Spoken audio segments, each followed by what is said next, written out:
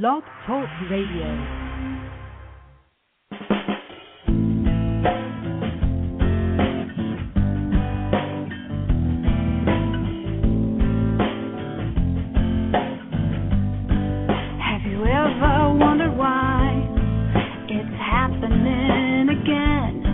Welcome to MindShifters Radio with your co-host, the Forgiveness Doctor, Dr. Michael Ryce, and his wife, Jeanie. Michael and Jeanie share with you the wisdom of the ancient Aramaic internal process of forgiveness.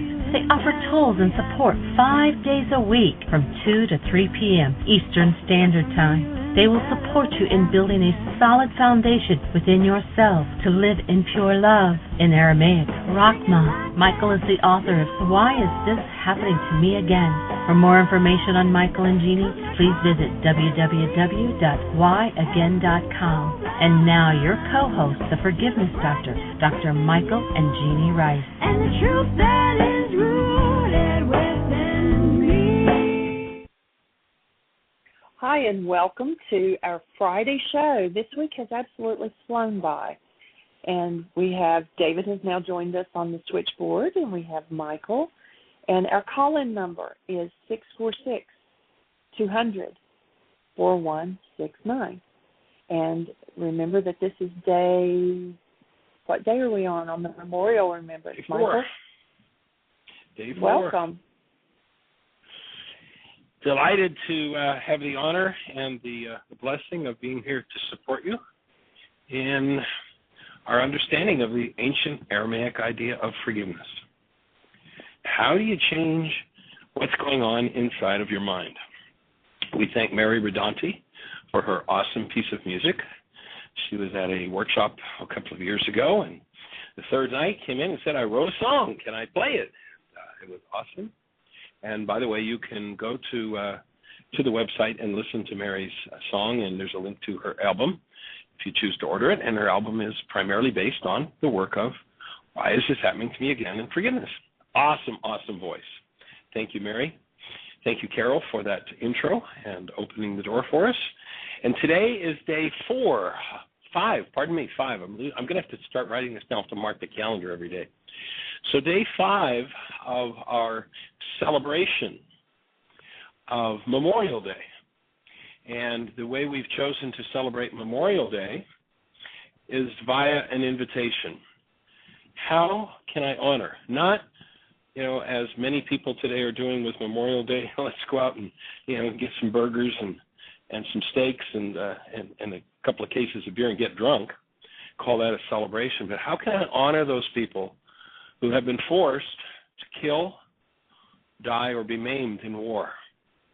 I can honor them by doing my part in putting an end to war. So our invitation in celebration, this is our 5th day, and we're going to carry this on for eternity.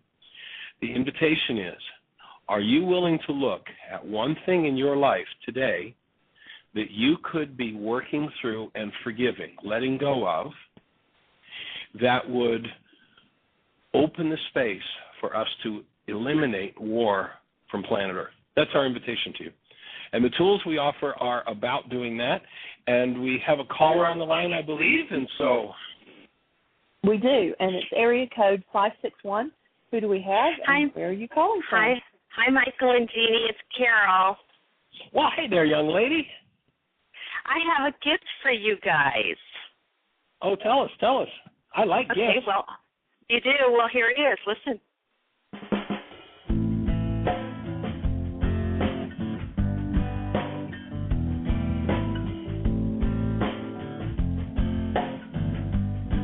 Have you ever wondered why it's happening again? Been told it's 'cause I suppress when I hold back my breath, but when I let go willingly,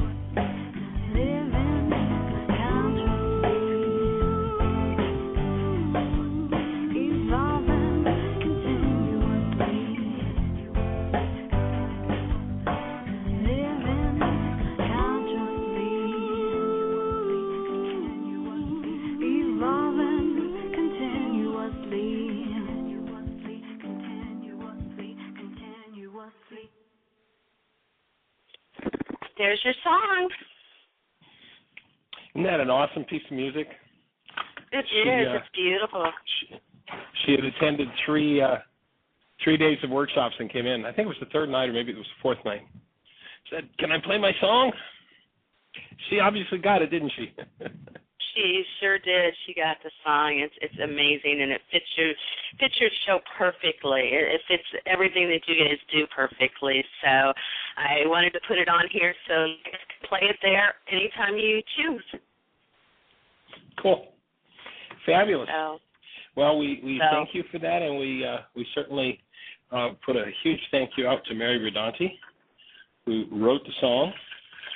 And there is a link on our website to her site where you can order that piece of music, or actually her whole album came out of the Why Is This Happening to Me Again work. So there's more material that ties right into the work and opens a space of energy and support for healing the Why Is This Happening to Me Again syndrome.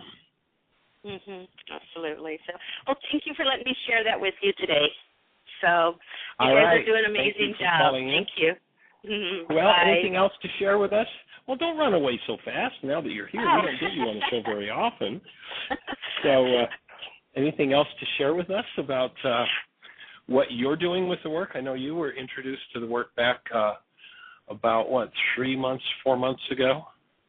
January, February? It's about 5 months ago now. It's been January, This is June, isn't it? It was January, yeah.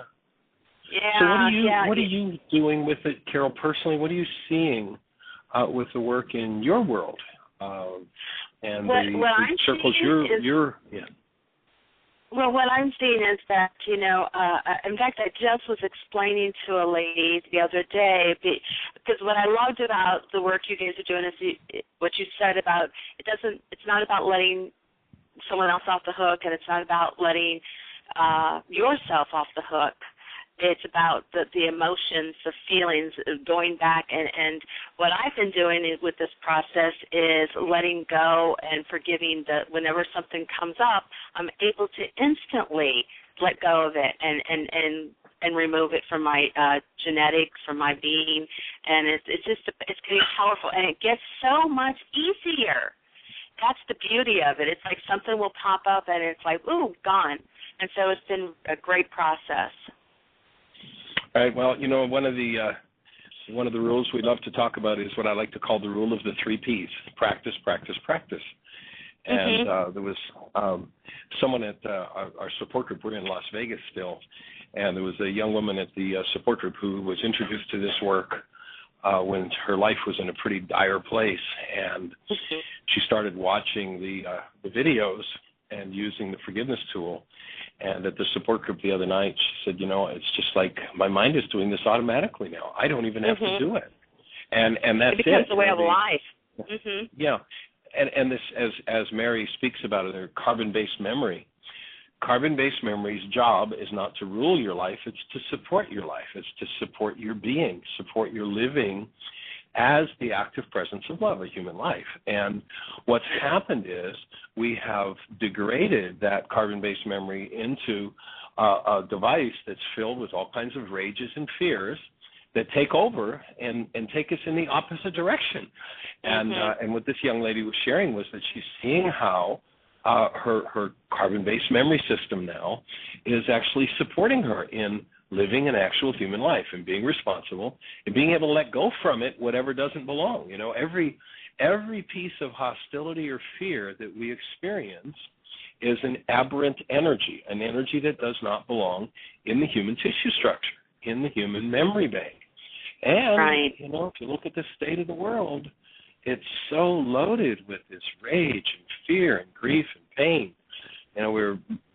Jeanie had dinner last night with some friends, and the kinds of things that are going on in this culture are just so bizarre. And what we're looking to do is to create a community that supports all of life in living as humans. All of human life, of course, or what potentially is human life, because, of course, a so-called human body is not human until there is the active presence of a human life. And, we establish what a human life is by holding a newborn.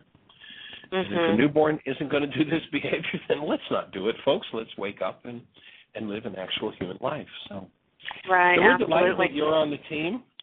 And for those who might not know Carol has a Monday morning one show. more thing I want to say. Yeah, I want to tell Jeanie happy birthday.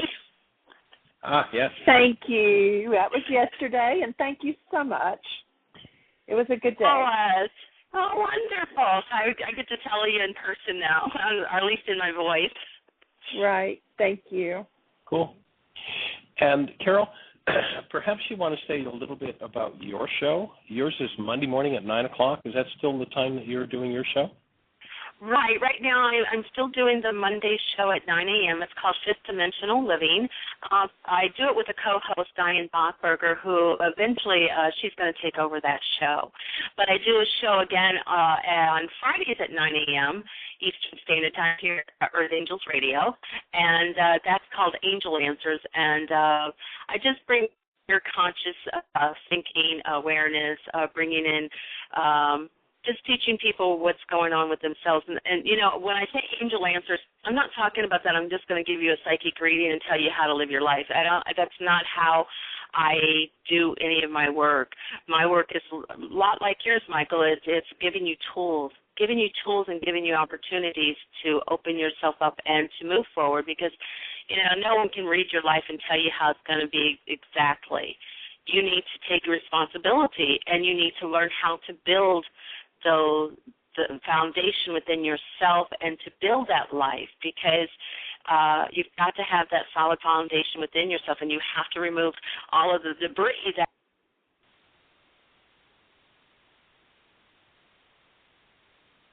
Carol just disappeared.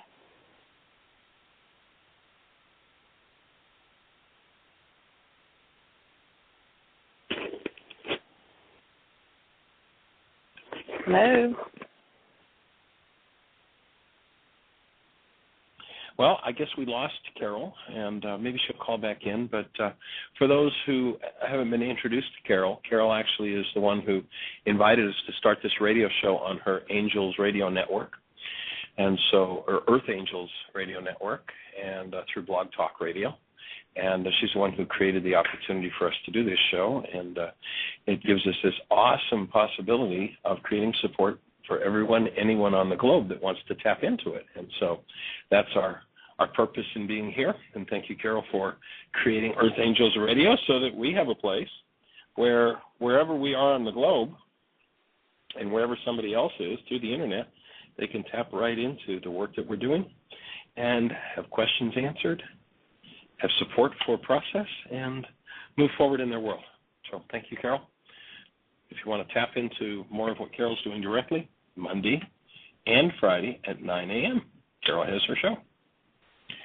So, Jeanie, do we have any comments, questions, thoughts in the chat room, or anyone that is on the phone with a question or a thought? Jeanie? Hello, Jeanie. Hi, Michael. This is Carol. I don't know. Jeanie may have gotten kicked off, too. Oh, okay. Yeah, I'm not sure. But I'm back. I just wanted to mention one more thing, that we are expanding here, and next week will probably be a really huge week for all of us here on Earth Angels Radio. So this is expanding and growing, and we're going to be reaching so many more people, which is awesome, too. Cool. And is there any way that you want to share with people just what that expansion is about, just what's happening? Oh, there's some. Well, we're as you know, we're getting ready to be branded here on Blog Talk, so we're going to be really getting a lot of promotion and getting support by them as well. So we won't be just doing it by ourselves. We're going to be actually getting their support, because we're going to be branded as a network here that's going to be, we're going to grow. We're growing really huge. So. Awesome. Fabulous. Well, everybody, tap into Carol's show and see just what exactly she's doing with her show. What is the name of your show, Carol? I have two. One is fifth dimensional living, and then angel answers. Angel answers. Cool. Awesome. Mm-hmm. Yeah. Well, we delight Thank you very much. sharing the earth with you and getting to play this game of life with you. And we'll look forward to the next time we get face-to-face, probably at the end of June when we're in Florida. We'll get to tap in while we're there, hopefully. Oh, at least that'd maybe get be together, beautiful. share a meal or something like that. Oh, All right, yeah. blessings. Blessings to both of you. Bye-bye. All right. Take care. Thank you, Carol. That was really weird. Carol and I both got bumped off at the exact same time, and I couldn't get back on. Anyway, what I was getting ready to say when I got kicked off was that there were a couple of comments in the chat room. One of them was a specific question to Carol, and I told them that it was different than what our show was about, and they could tap into either her Fifth Dimensional Living or Angel Answers show. But the other thing that you might want to address is there was the question, what if all of your carbon-based memory is negative stuff? And so I told them, I said, there is love under all the negative stuff. We just need to unload the garbage. So I don't know if you want to comment on that. Sure. I think that someone who would say all of their carbon-based memory stuff, that would be their genetic history, their genetic memory, is negative, then you as a being have selected to come in and learn some major lessons this time around. And it is such a huge opportunity. I don't think that someone who's a wimp is going to tend to come into that kind of a family system and that kind of a structure. And so it may not be something you recall doing, but I suspect that you made a choice. And the choice was, okay, I'm going to pick a tough one this time around to really learn some lessons. And we have a whole series and set of tools, everything from communication skills to forgiveness, to codependence, to healing through relationships, to the Aramaic Beatitudes, which are absolutely awesome in terms of the healing process. And, we are not our carbon-based memory. Many people who live in a carbon-based memory system, that is our term for a body-mind unit, and let me just explain that idea of carbon-based memory for a moment for those who might not be familiar with the idea. And that is, if we asked a modern-day physiologist what our so-called body is made of, they would tell us that its base element is carbon. Carbon, as it's formed in the human system, stores information. We have this energetic device. If we listen to Einstein says there's no such thing as matter. Einstein says, on such things as matter, we have been all wrong. What we have heretofore called matter is energy whose vibrations have been so lowered as to be perceptible to the senses. There is no matter. So your so-called body is a carbon-based device that is precisely designed to store every frequency holographically in every cell of your structure, including the sperm and the egg. So for you to conceive a child tomorrow, that child would have in its structure every thought, every feeling, every reality you've ever put into the system.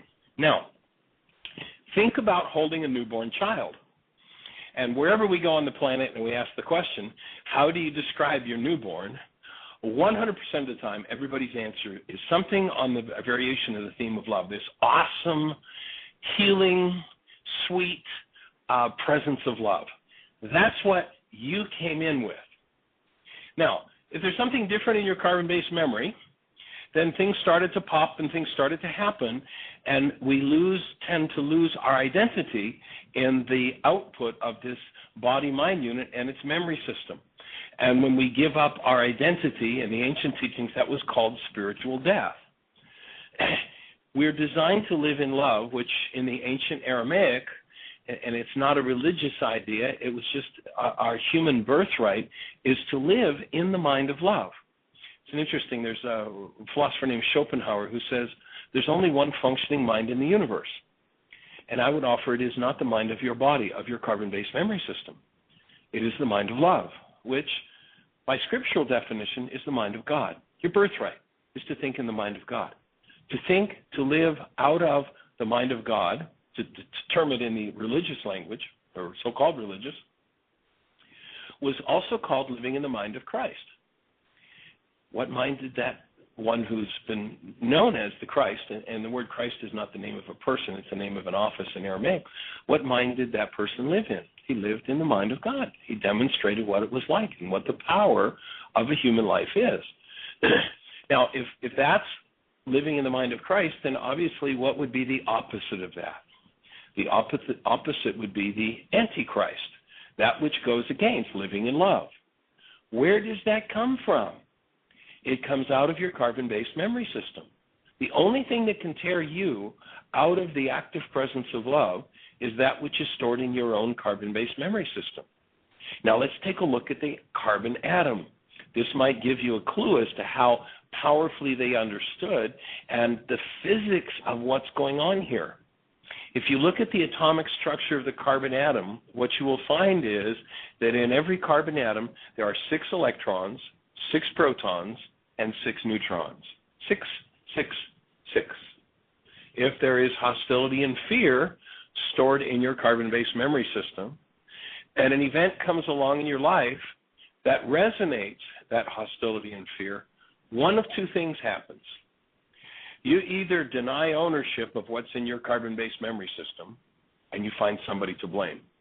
And when you find somebody to blame, you build more hostility and fear, and you lose your identity in that game of blame and give away your power. Or the other option is, when an event comes along that resonates something in carbon-based memory, you can go, wow, look what's in my structure. Oh, I choose to do something about this.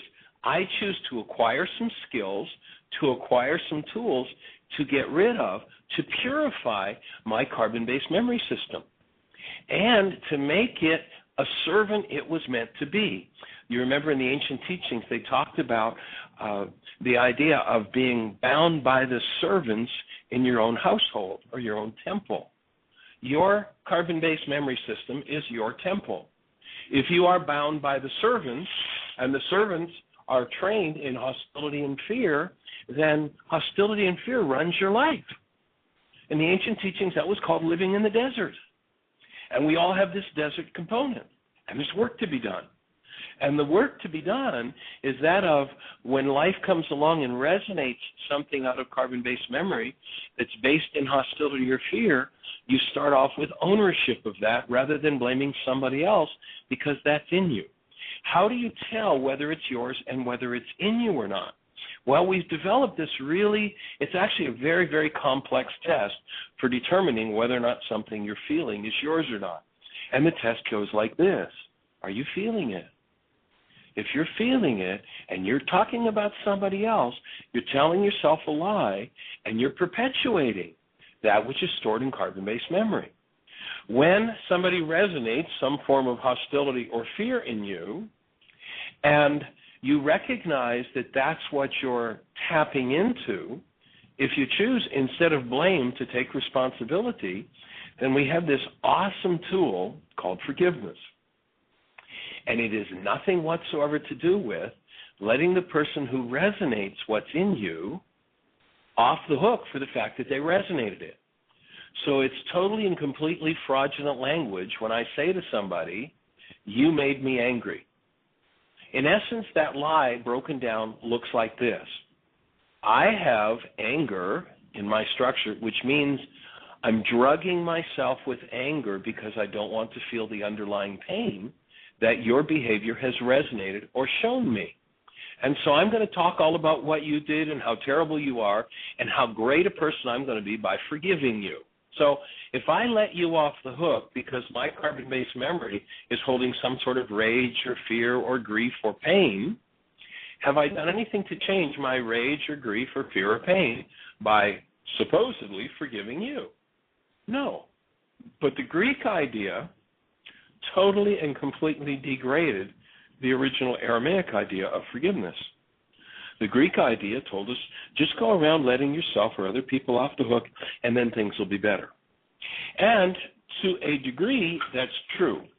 Because if you have some form of hostility or fear in you, and you let the person off the hook who resonated it, you have released the attachment to that hostility or fear that's linked to your brain's image of them. So you get to perhaps have a cleaner relationship with them because you've no longer got them linked. The other day we talked about the file folder effect. You've no longer got them linked to your pain, so you can have a cleaner relationship, but that did nothing to change the pain that's stored in your carbon-based memory system. So the alternative and the true Aramaic idea of forgiveness is, I have pain in my carbon-based memory system. I didn't know it was there. That means I was in denial. My mind couldn't show it to me. Now that somebody has shown it to me, give me that worksheet.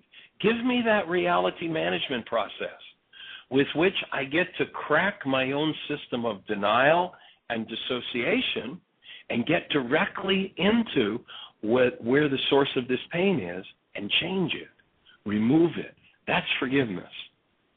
The more people go around forgiving each other, thinking they're doing something wonderful, and again, if you don't define that as forgiveness, if you define that accurately, Karl Marx says, you want to destroy a culture, and change the meaning of its words. When the meaning of forgiveness, which is I go inside myself and I remove what never belonged, is changed to I let other people off the hook because that's inside of me, we lost the technology of forgiveness. That was done almost 2,000 years ago. You might remember this guy, Paul, and he does this awesome writing about love. And obviously, that's where he wants to live. But when the stress is up and the chips are down, what happens to Paul? What does Paul say? He says, why is it the things I would do, that is love, I cannot do? And the things that I hate are what I do.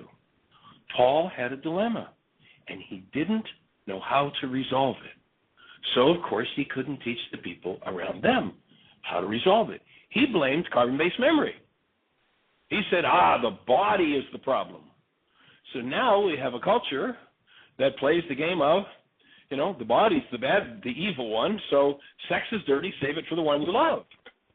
And now you have a totally insanity-riddled culture that thinks the problem is the body and tries to deny the body and tries to think that, the body's some kind of an evil creature or something. No, it's the content of this carbon-based memory system.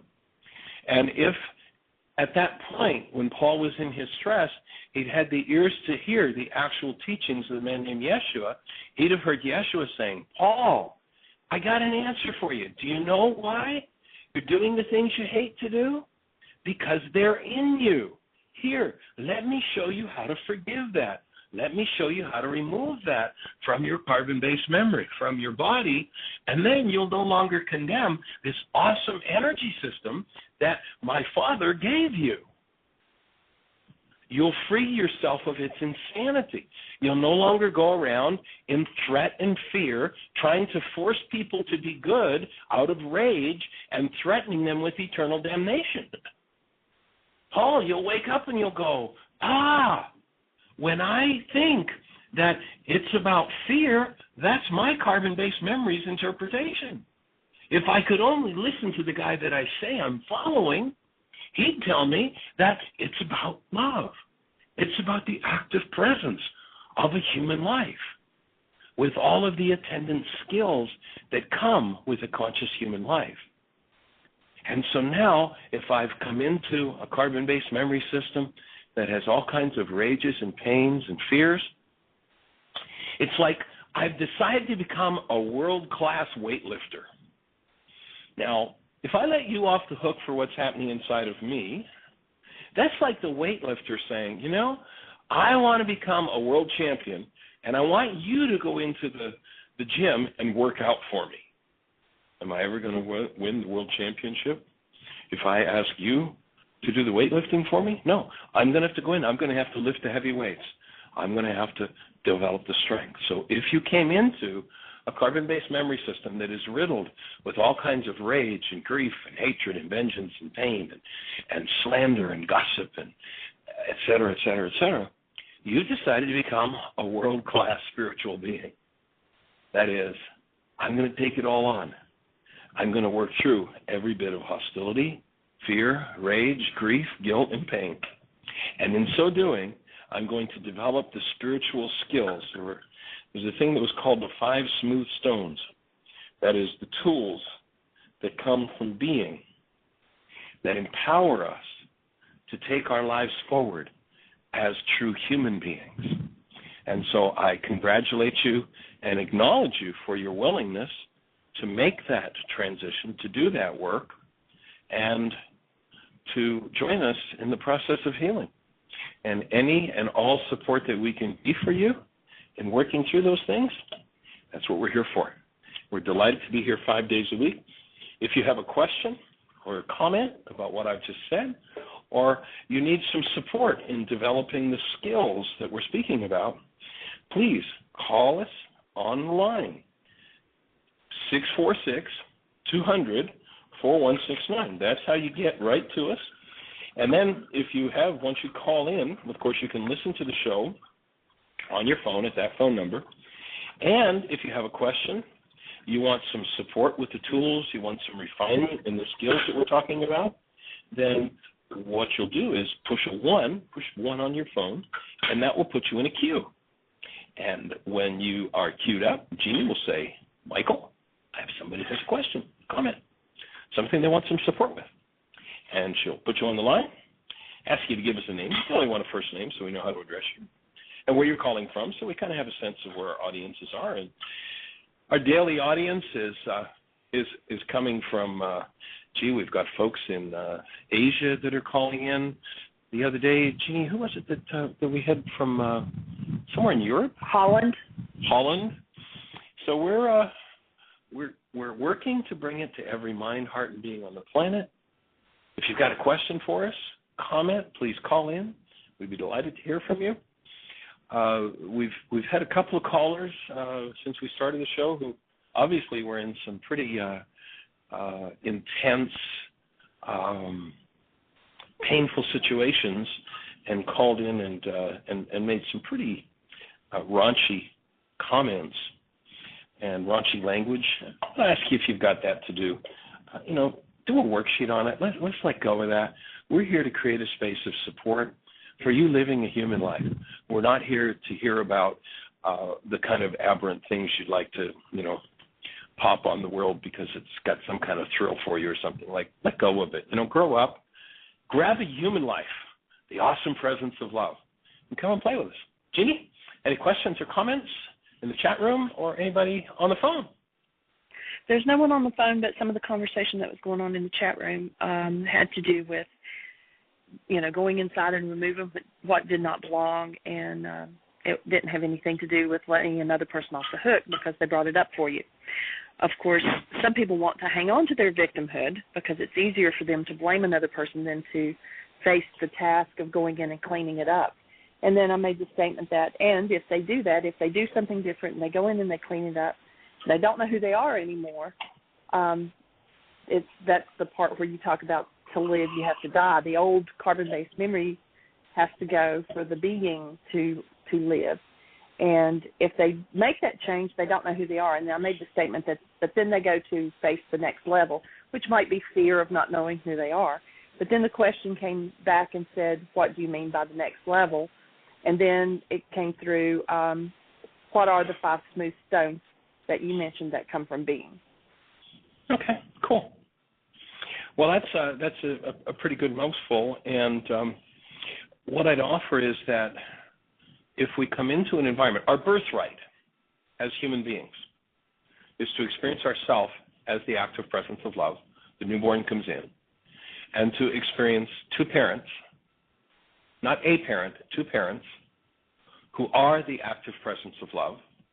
If there are siblings, to experience the siblings as the active presence of love, those people who have human lives, is to experience each contact that we make in the human world as humanity, as a human life.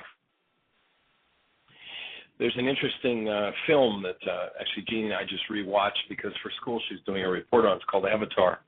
And my assessment of Avatar was that, isn't it interesting that the non-humans on Earth had to go out into space in order to meet human life, in order to meet the active presence of love? If you look at the anger, the anguish, the pain, the conquest that the so-called humans express in Cameron's film, and it's an awesome piece of work. And he has some very real comments directly from non-humans who run our country and run our world.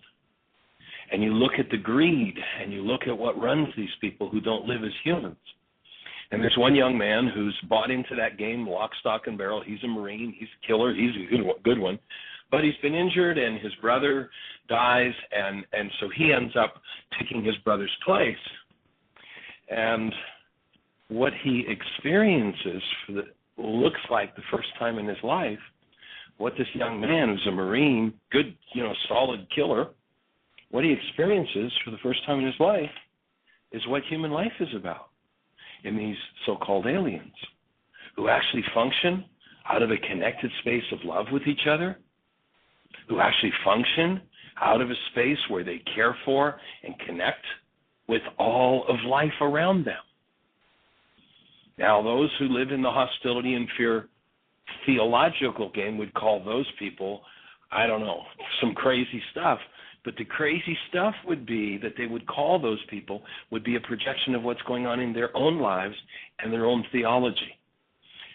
Many who say they believe in what the scriptures say miss the one that said, beware you who judge another, for that in which you judge another, you have been guilty of practicing. In other words, when somebody's in some sort of pounding mode, how many times have we, in the last few years, seen preachers who are condemning certain modes of behavior, and then, when they were found out, they're in the back room doing it. That's how it all works. Anything that we accuse another of, it's because there's a component of that in us. And so that's the situation where we do forgiveness work. And so if we've identified with this, what we call the non-being self, the self based in hostility and fear, our work frees us of that identity. And that's what the man named Yeshua said, in order for you to live, you've got to die. You die to the self that isn't, the self that's based in hostility, fear, judgment, rage, the self that wants to condemn others to hell because I'm the only one with the answer, et cetera, et cetera, et cetera, if you don't believe what I believe. And so that self is a self that functions out of fear and weakness. And instead of being the space of love for another, would condemn another. Condemn another for what's in their own carbon-based memory system. As you decide to die to that self, the true self being is reborn into this world. That is, we started out as the active presence of love. The world came in and started to put its thumbprints on you. In what universe does it make sense to take this gentle being called love and wean it on the threat of eternal damnation in order to make it good? Excuse me, it is good. The thumbprints put on it are crazy and insane. And so when we start to let loose of that, there's a work that we have to do. And just like the guy who goes into, or the gal who goes into the exercise room and lifts weights, there are certain muscles that are built. The muscles that are built by doing your inner work. And the person who originally asked the question, what if my carbon-based memory is full of all this garbage? Then as you shovel out the garbage, you'll build some spiritual muscles. And they were called the 5 smooth stones. And we've got this story of David and Goliath. And in that David and Goliath story, what we hear is we hear about a giant. We hear about this invincible character who's 9 feet tall and has swords and shields and helmets and is invincible. And none of the trained warriors will go out and take him on. In other words, all of the letting people off the hook, all of the rage you can do against somebody, all the fear, hey, this enemy's too big and too invincible. And there's this little guy who's not even big enough to wear armor, and he's never been trained in war, and he's motivated. He wants the prize. Now, of course, in the story, it's a woman that he wants, but what it's really about is him claiming his own spiritual self. And so he goes out into the battlefield with this giant. Now, he's got 5 smooth stones. Obviously, if this was about a physical battle, At least I would think, if I were going to go out to do physical battle, cancel the thought with someone, and I wanted to do damage to them, I'd pick the most jagged rocks I could find. They're the ones that are going to do the most damage. But here's this guy with these 5 smooth stones, this fellow named David. Now, what does David do for a living? David, instead of being a trained warrior, is a shepherd boy. What do you suppose happens night after night after night when you're out tending the flock, keeping the wolves and the foxes and whatever would damage your sheep? What do you suppose you get to do? You get a lot of really quality quiet time. There's an interesting piece of research that shows up, and it's been a year since I've read it, so I don't remember which book it was, but there are 2 books, and I understand actually Joseph Chilton Pierce has a new book out. I don't recall the title. It's pretty awesome. But there are 2 books, Magical Child and Magical Child Matures. Joseph Chilton Pierce points out the research that says, what is it that it takes to create brilliant, happy children? And what he comes up with in that research is that the child, the common link in the children who are brilliant, would be classified as brilliant, happy children, is that they had plenty of blank staring time as children. You remember when you and I were kids in school and you sat there, they called it daydreaming, looking out the window. What it really is spontaneous meditation, spontaneously connecting to your source in your being. What happened to you when you sat at your desk in that state of spontaneous meditation? Somebody came along with a ruler and rapped you on the knuckles, right? Or knuckled you in the back of the head. Say, hey, get back to work, kid. We got something for you to do here. You got to be a doer. We can't have beings around here. And the so-called educational system, to such an horrendous degree, rips us off of that experience that would make us brilliant and happy.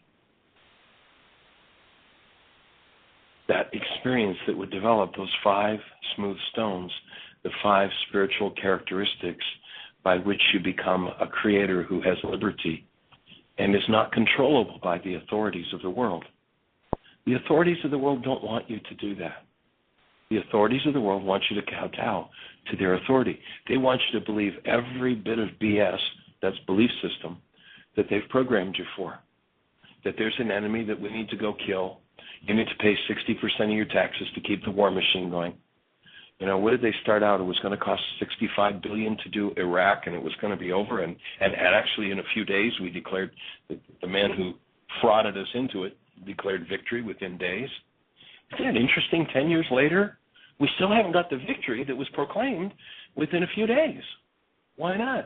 Because the game is keep the peons paying. So as you develop, as you choose to do your spiritual work, then you develop these 5 smooth stones, 5 spiritual capabilities with which you take charge of your carbon-based memory system. The world's specialty is to wire you so that you have no control whatsoever over your life. The world's specialty is to wire you so that you are controlled through hostility, through fear, and will do whatever the massa says to do. As you do your spiritual work, you develop these spiritual capabilities. It's kind of like developing the muscles that allow you to become a world-class weightlifter. You want to be a world-class spiritual being? You got to do your work. The more traumatic the carbon-based memory system you came into, the stronger you're going to be when you come out the other side. And, of course, that's not an easy thing to do on your own. That's why I love that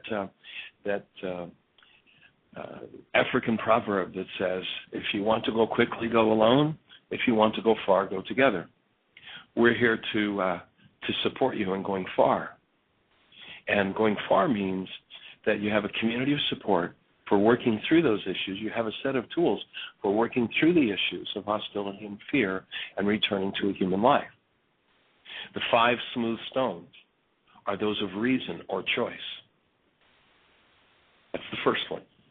The second one is the faculty of intuition, the ability to bring into our structure those things that are not yet seen on the earth. to bring them forward.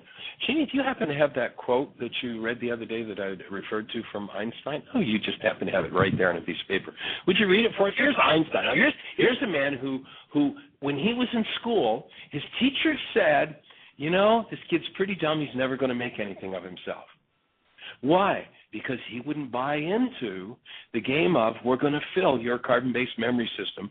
We're going to make you an intellectual giant about knowledge.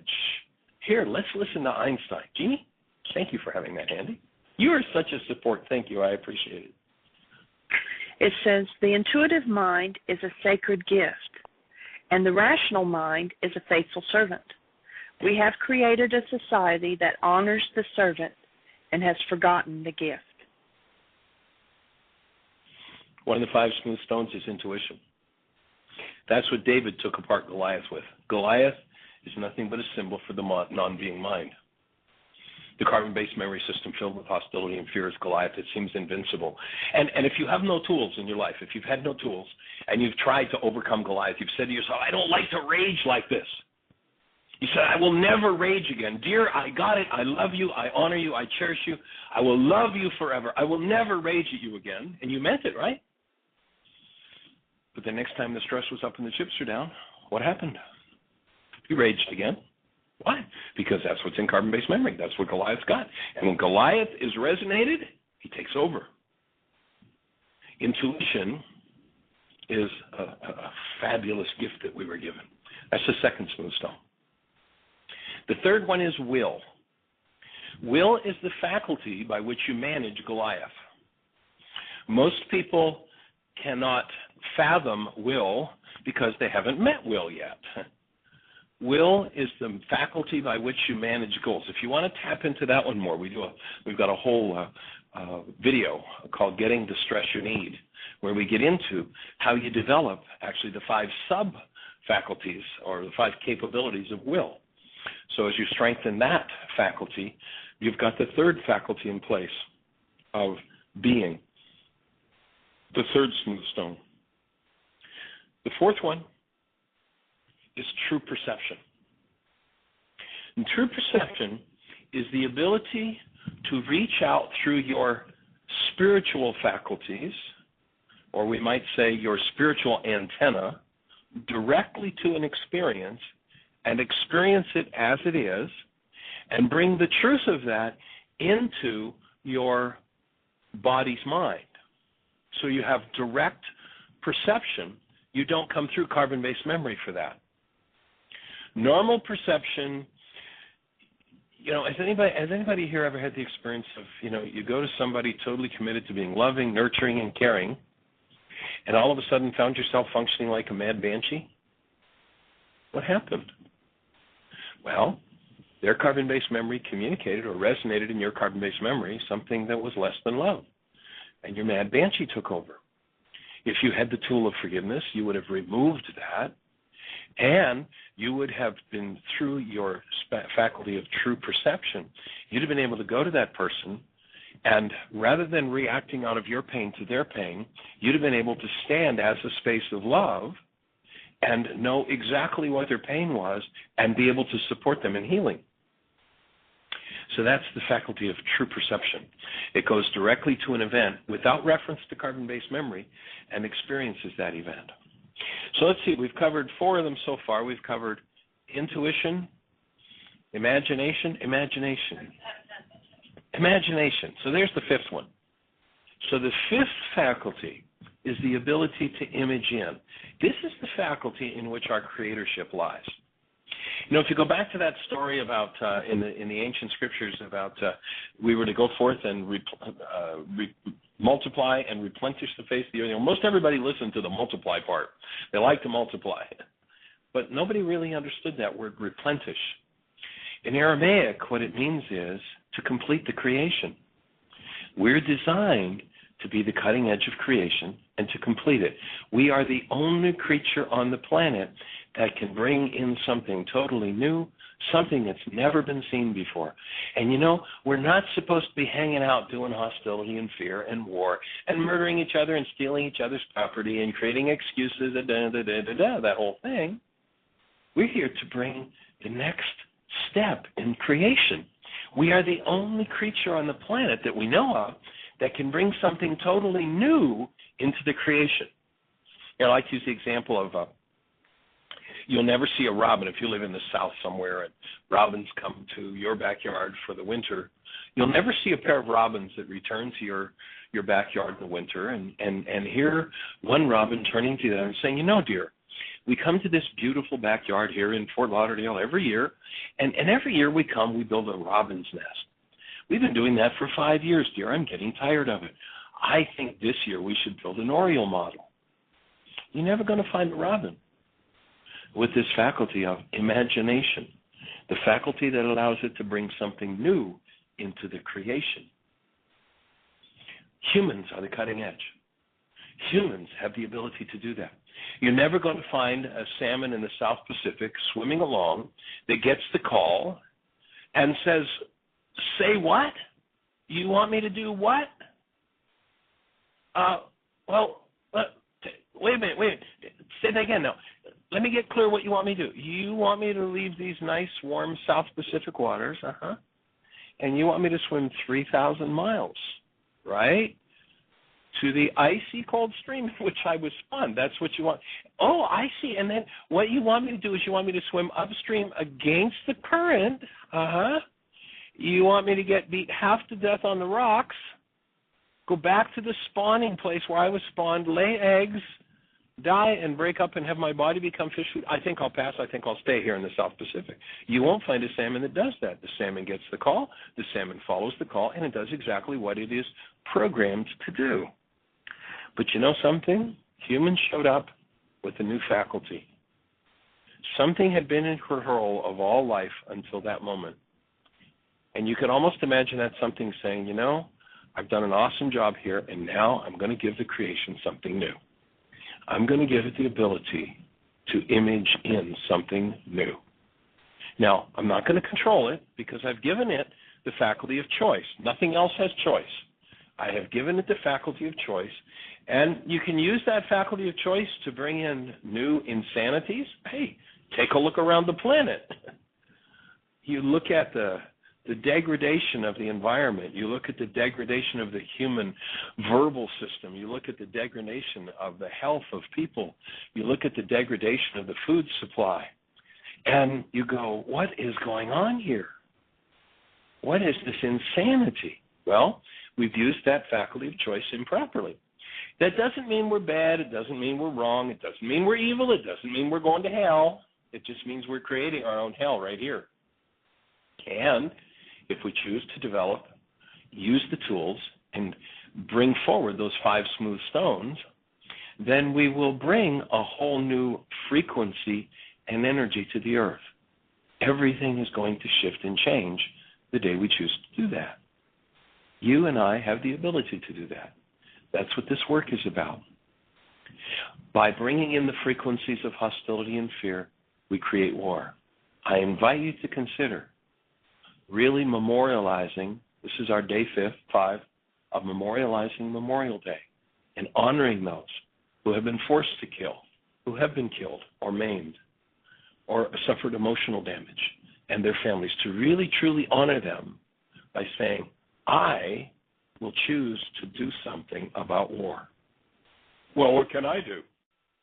The next time somebody gives you the look and you go into a fit of rage or fear or pain, you can pick up the tool of forgiveness, and you can forgive that rage or fear or pain.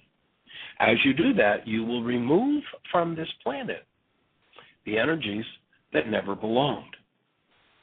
And as you remove those energies, you will change absolutely everything. Tomorrow on our show, we're going to look at the Aramaic Beatitudes. The Aramaic Beatitudes, as opposed to being a nice philosophy as it's usually presented, is actually a set of tools. So we're going to look at the Aramaic idea of what those Beatitudes are. It's an instruction set for achieving the goal of developing those 5 smooth stones. Actually, we'll give you a hint on it. The first word in each of the Beatitudes, we're told, says, blessed are they. Over and over, we're told it says, blessed are they, blessed are they, blessed. There's no such concept in the Aramaic word tuvehun. So tomorrow we'll start out with Tuvehun and what it means. And then, what are each of the Beatitudes and what do they really mean, as opposed to being this nice philosophy? What, in fact, is there for us to support us in developing the 5 smooth stones? We're honored and delighted. Please jot down our phone number if you have questions for tomorrow, 646-200-4169. Check out our website. We'll be in Medford, Oregon, starting on the 12th of June for the next 10 days, doing a free series of workshops. We'll also be doing one paid workshop. This summer, we'll be at Heartland doing our intensive season, residential workshops. We have awesome food and an awesome process for supporting you in the process of healing. And so thank you for being with us. Please create the best year yet of your eternal life. Thank you for listening to MindShifters Radio with the Forgiveness Doctor, Dr. Michael Ryce, and his wife, Jeanie, who present the internal Aramaic process of forgiveness. Michael and Jeanie are here every Monday through Friday from 2 to 3 p.m. Eastern Standard Time on Earth Angels Radio. For more on Michael and Jeanie, please visit www.whyagain.com. That's www.whyagain.com.